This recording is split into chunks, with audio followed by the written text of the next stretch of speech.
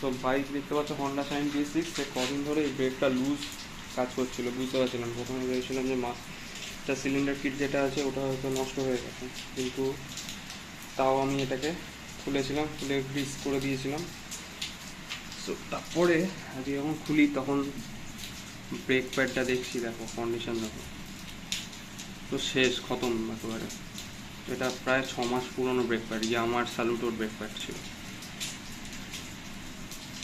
এর মধ্যেই 6 মাসের মধ্যেই খতম হয়ে গেছে। প্রায় 6,000 কিলোমিটার হয়তো গাড়ি রান করেছে, তখন খতম হয়ে গেছে।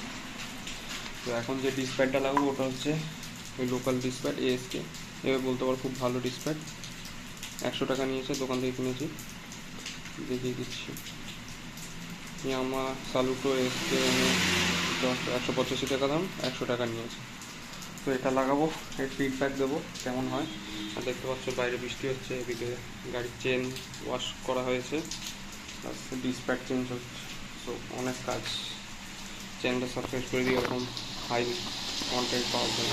পরে ভিডিওতে আবার দেখা হবে, চলো।